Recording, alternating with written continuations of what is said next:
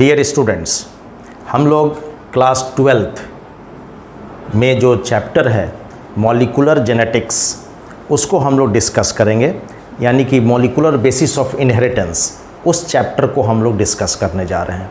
और उस चैप्टर को डिस्कस करने के लिए मैंने इस चैप्टर को 3 से 4 भाग में बांटा है और हर पार्ट में एक पोर्शन होगा। जैसे आज का जो पहला पार्ट है उस पार्ट में हम लोग डीएनए मॉलिक्यूल के स्ट्रक्चर को और रिप्लिकेशन को हम लोग डील करेंगे, ठीक है। तो now we are going to start about the DNA structure. ये this is the structure of the DNA and in this DNA structure that is the double helical structure,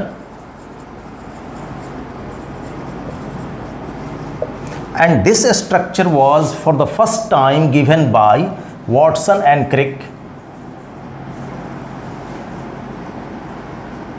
and they were proposed this structure in 1953, and for this act they were awarded by the Nobel Prize in 1962.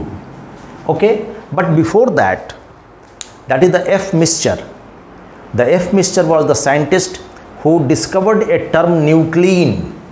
तो कहाँ से ये DNA molecule का development हुआ, कहाँ से discovery हुआ, कहाँ से इसके कंसेप्ट आए? तो the first word is the nuclein word, that is the F. Mischer. The F. Mischer proposed this term, gave this term. तो न्यूक्लिन का मतलब हो गया न्यूक्लिक एसिड, और हम लोग जानते हैं कि न्यूक्लिक एसिड 2 तरह के होते हैं which is present with in the nucleus. तो न्यूक्लिक एसिड, और इस न्यूक्लिक एसिड में 2 तरह के न्यूक्लिक एसिड हो गए, that is the DNA and RNA. The full form is the deoxy ribo nucleic acid, and second one is the ribonucleic acid. Correct? This RNA is the first genetical material which was discovered. Means RNA जो है वो पहला हमारा genetic material है जो discovered किया गया, and this RNA is the single stranded and it shows major or minor coiling. So we will not discuss about the RNA, we will emphasize mainly on DNA. And this DNA is the double helical. I have already written. We can say it DNA duplex. इसको हम लोग DNA duplex भी कह सकते हैं और DNA helix भी कह सकते हैं, करेक्ट। और इसलिए ये कह सकते हैं क्योंकि इसमें 2 स्ट्रैंड्स हैं, और ये जो दोनों स्ट्रैंड्स हैं वो carbon, hydrogen, oxygen, nitrogen and phosphorus element के बने हुए हैं। तो अब हम आते हैं डीएनए मॉलिक्यूल के स्ट्रक्चर पर। तो ये जो डीएनए मॉलिक्यूल है इसको हम लोग बोलते हैं पॉलीन्यूक्लियोटाइड चेन। ये एक पॉलीन्यूक्लियोटाइड चेन है। डीएनए क्या है? तो डीएनए जो है वो पॉलीन्यूक्लियोटाइड चेन है, और इस पॉलीन्यूक्लियोटाइड चेन का मतलब हो गया कि poly means many and nucleotide means nucleotide. तो ये जो न्यूक्लियोटाइड है ये 2 कंपाउंड का मिलकर बना है, न्यूक्लियोसाइड एंड फॉस्फेट।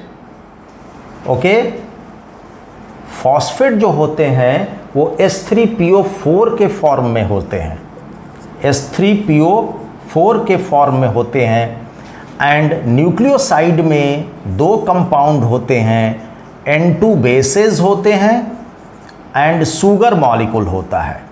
ये जो शुगर मॉलिक्यूल होता है ये राइबोज शुगर होते हैं। आप जानते होंगे, आप केमिस्ट्री पढ़ा होगा। तो राइबोज शुगर यानी C5H10 O5 इसका मॉलिक्यूलर फार्मूला है।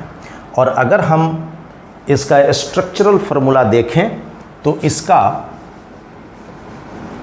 इस राइबोज शुगर का देखें तो ये फॉर्मेट आ गया।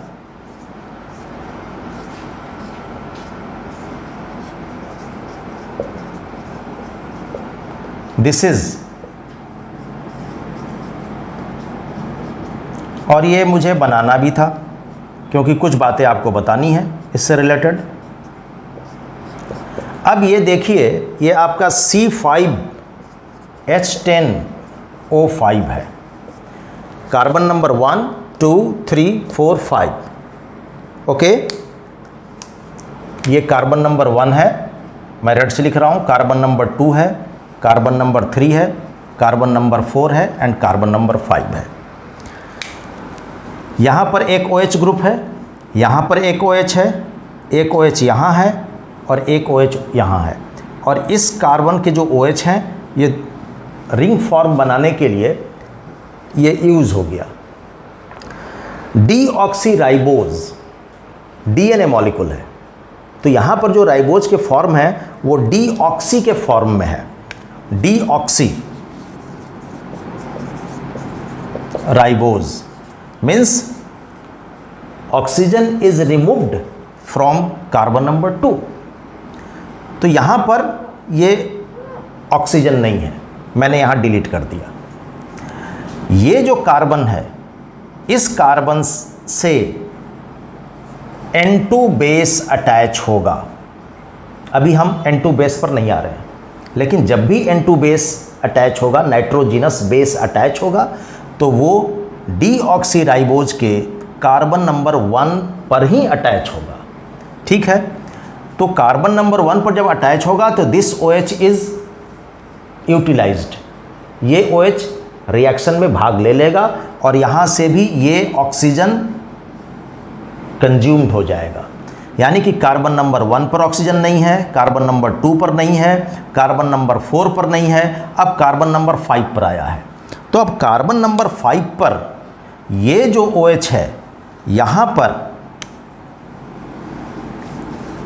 पर के जो OH है, इसी कार्बन नंबर पर आपका H3PO4 रिएक्ट करेगा। यानी कि phosphate will attach on carbon number 5 of deoxyribose sugar. Clear? यानी कि ये भी OH आपका यूटिलाइज हो गया। अब इस डीऑक्सीराइबोज शुगर में केवल कार्बन नंबर 3 पर OH बच रहा है, जो इसको जस्टिफाइड कर रहा है, 3-OH। और कार्बन नंबर 5 पर फॉस्फेट लिंक होगा जो इसको जस्टिफाइड कर रहा है, 5-P। इट मीन्स कि one end of the polynucleotide chain और a single strand of DNA has one end 5-P and another end 3-OH. This feature is called as antipolarity.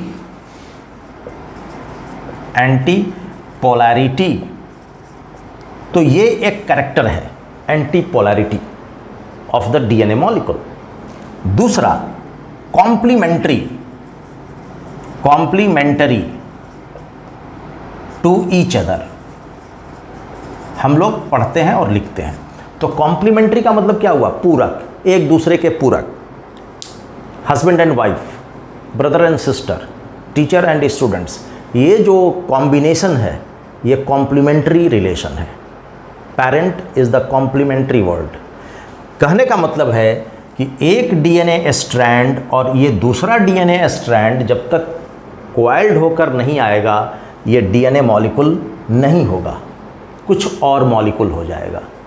तो हमें देखना है कि कॉम्प्लीमेंट्री, तो कॉम्प्लीमेंट्री क्या है कि अगर एक स्ट्रैंड का N2 बेसेस और न्यूक्लियोटाइड के आपने डिटरमाइन कर लिया, जैसे फॉर एग्जांपल हम इस स्ट्रैंड को पहले लेते हैं, यहाँ पर A है, that is a kind of N2 basis, adenosine.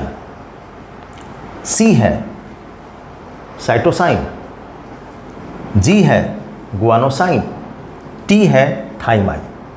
Okay, तो A के साथ T की पेयरिंग का रूल है। तो अगर A आ गया तो T यहाँ आएगा, C है यहाँ तो G आएगा, G यहाँ आएगा तो C यहाँ आएगा, T यहाँ है तो A आएगा। कहने का मतलब है कि ऑटोमेटिकली एक निगेटिव कॉपी जो है वो पॉजिटिव में चला जाएगा। Clear? That's why both strands are complementary to each other. अब हम आते हैं, जो बात यहाँ पर मैं छोड़ा था कि ये जो न्यूक्लियोसाइड है composed of two compounds, that is the N2 bases and sugar, that is the ribose, जिसको मैंने आपको समझा दिया, C5H10O5। करेक्ट? अब यहाँ पर आप देखिए कि ये जो न्यूक्लियोसाइड है, ये न्यूक्लियोसाइड यानी N2 बेसेस, तो N2 बेसेस भी दो तरह के होते हैं, प्यूरिन एंड पायरिमिडीन। ठीक है, इसका भी मेरा काम हो चुका है, जो आपको मैंने पोजीशन समझा दिया।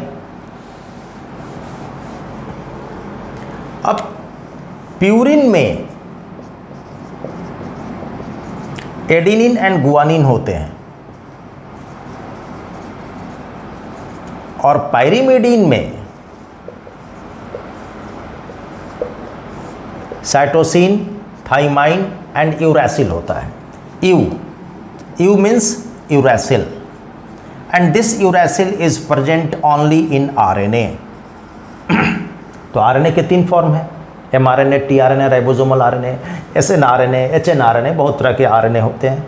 उन सभी में जो पॉलीन्यूक्लियोटाइड चेन बनेगा उसमें यूरैसिल होगा, और किसके जगह पर? थाइमाइन के जगह पर। तो thymine is replaced by uracil, यानी कि ये प्रोसेस हो गया। अगर डीएनए है तो थाइमाइन होगा, इसका सिंबॉलिक हो गया T, और अगर आरएनए है तो यूरैसिल। क्लियर? कहने का मतलब है कि यहाँ पर डीएनए की जब हम चर्चा करते हैं तो यूरैसिल का कोई काम नहीं है। तो adenine and guanine, cytosine and thymine, ये प्यूरिन और पायरिमिडीन है। प्यूरिन जो होता है ये डबल रिंग स्ट्रक्चर होता है, इसमें दो रिंग होते हैं, और पायरिमिडीन जो होता है ये सिंगल रिंग स्ट्रक्चर है। क्लियर? तो जब सिंगल रिंग स्ट्रक्चर है तो इसमें नाइट्रोजन के दो होते हैं, एक 1 पर और एक 3 पर नाइट्रोजन होगा, और इसमें जो नाइट्रोजन का जो पोजीशन है वो 1 पर होगा, 3 पर होगा, 7 पर होगा और 9 पर होगा। तो अभी जो राइबोज शुगर मैंने बनाया था, डीऑक्सीराइबोज शुगर, तो वो डीऑक्सीराइबोज शुगर के कार्बन नंबर 1 पर जब प्यूरिन का कोई अगर N2 बेसेस अटैच होगा तो वो नाइट्रोजन नंबर 9 से लिंक होगा। माइंड इट, प्यूरिन में 2 रिंग होते हैं, उसमें 4 नाइट्रोजन होते हैं, नंबर 1, नंबर 3, नंबर 7, नंबर 9। ठीक है? तो नंबर 9 से कार्बन नंबर 1 ऑफ डीऑक्सीराइबोज में अटैच होगा ये, और जब जहाँ पायरिमिडीन है, जैसे फॉर एग्जांपल हियर, इसका कार्बन नंबर राइबोज का मतलब डीऑक्सीराइबोज का कार्बन नंबर 1 और नाइट्रोजन नंबर 9 से लिंक होगा। ठीक है? और ये जो लिंकिंग बनती है इसको एन ग्लाइकोसिडिक बॉन्ड बोलते हैं। एन ग्लाइकोसिडिक बॉन्ड बोलते हैं। ठीक है? यानी कि नाइट्रोजन का नंबर 9 और कार्बन का नंबर 1 डीऑक्सीराइबोज का। किसके केस में? प्यूरिन के केस में। पायरिमिडीन के केस में C1N3 नंबर होगा। क्लियर? और यहां भी N ग्लाइकोसिडिक बॉन्ड होंगे। और कार्बन नंबर 5 पर जो फॉस्फेट लगा था उसको हम फॉस्फोएस्टर बॉन्ड बोलेंगे। और फॉस्फेट दो तरफ से अटैच होता है, एक ऊपर वाले राइबोस से कार्बन नंबर 3 से और नीचे के राइबोस से कार्बन नंबर 5 से, इसीलिए फॉस्फोडाइएस्टर बॉन्ड कहते हैं। तो डीएनए के स्ट्रक्चर में दो बॉन्डिंग बनती है, जो बहुत इंपॉर्टेंट होता है। बच्चों से पूछा जाता है, वाइवा भोज में भी पूछा जाता है, हम लोग वाइवा भोज में भी पूछते हैं कि फॉस्फोडाइएस्टर बॉन्ड क्या है और ग्लाइकोसिडिक बॉन्ड कहाँ बनता है। तो बच्चे कंफ्यूज कर जाते हैं। ग्लाइकोसिडिक बॉन्ड वो चले जाते हैं कार्बोहाइड्रेट में, सेलुलोज का 1,4 बीटा लिंकेज की तरफ चले जाते हैं। तो डीएनए के अंदर N ग्लाइकोसिडिक बॉन्ड बनता है कार्बन नंबर 1 एंड नाइट्रोजन 9 के बीच में, carbon number 1 of deoxyribose sugar and nitrogen 3 के बीच में। क्लियर? वंस अगेन, तो आपने देख लिया।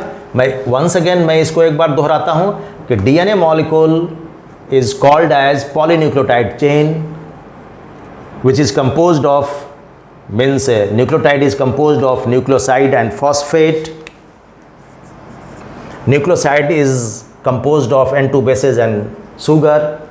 N2 bases is of two types, purine and pyrimidine. Purine is adenine and guanine, which is double ringed structure, and in this molecule nitrogen, four nitrogen atom is attached, number 1, number 3, number 7 and 9. Pyrimidine, that is the cytosine, and thymine, that is the single ring structure, and it has 2 nitrogen atom. Clear? Dear students, यहाँ पर हम DNA structure की बात कर रहे हैं। ये DNA structure आपका बना हुआ है, मैंने ऑलरेडी बना दिया था। And this molecule was given by Watson and Crick in 1953, and for that the Nobel Prize, they were awarded by the Nobel Prize in 1962. Clear? The diameter of the molecule is 20 angstrom,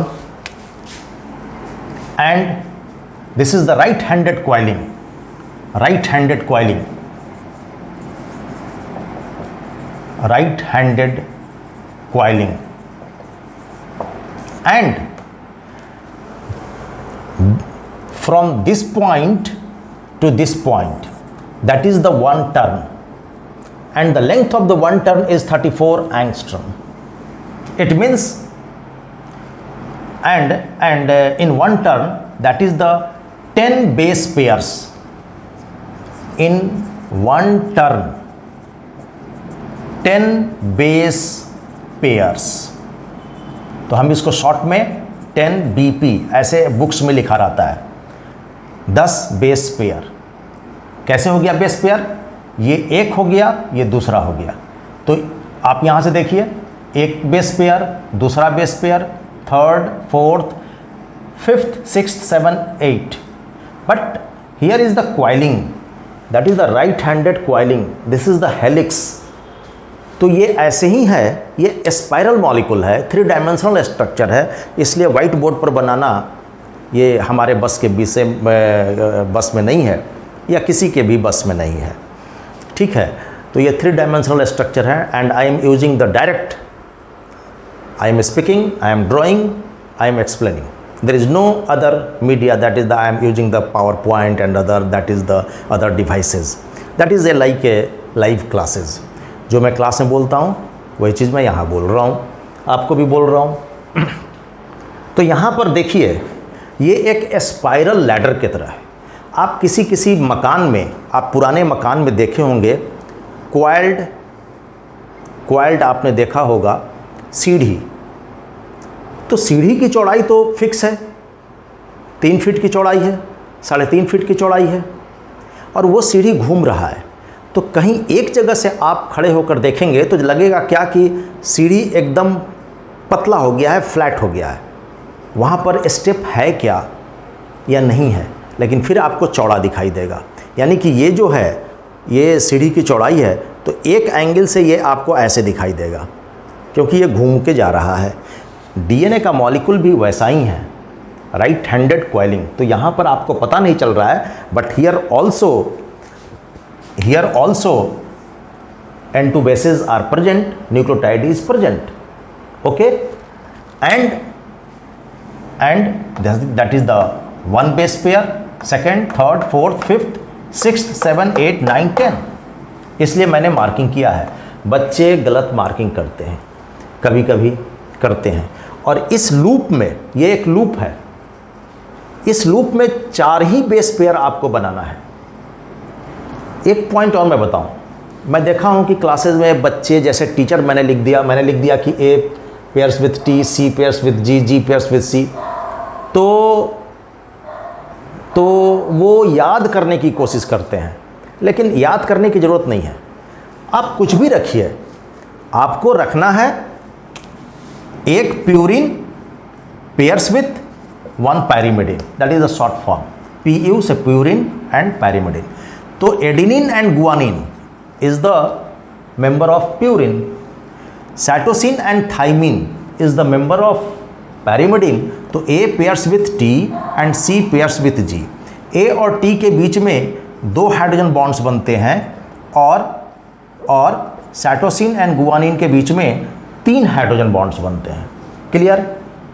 ये hydrogen bonds इस diameter को fix करके रखता है। और जब DNA replication होता है तो ये जो फॉस्फेट है ये एनर्जी प्रोवाइड करता है, और क्योंकि डीएनए रिप्लिकेशन में काफ़ी एनर्जी लगता है, एनर्जी की रिक्वायरमेंट पड़ती है। ओके, तो ये जो A पेयर्स विथ T और C पेयर्स विथ G, इसकी भी जो बेस पेयरिंग रेशियो है वो 1:1 के रेशियो में होगा। And this base pairing ratio was given by चारगाफ। तो चारगाफ्स इसको रूल भी कहते हैं, जो 1:1 के रेशियो में होगा। कहने का मतलब है कि जितना एडिनिन है उतना ही थाइमाइन होगा। और जब इसी एडिनिन में अगर ये शुगर अटैच हो गया और फॉस्फेट अटैच हो गया तो ये एक न्यूक्लियोटाइड हो गया। इसको हम बोलेंगे एडिनाइलिक एसिड, क्योंकि डीएनए एक एसिड है और ये एक नेगेटिवली चार्ज्ड मॉलिक्यूल है। ओके, तो ये स्ट्रक्चर हो गया। 1 टर्न में 34 एंगस्ट्रॉम है, इसमें 10 बेस पेयर्स हैं, यानी कि 2 बेस पेयर्स के बीच में 3.4 एंगस्ट्रॉम का गैप है। ओके, तो ये हमारा डीएनए स्ट्रक्चर है।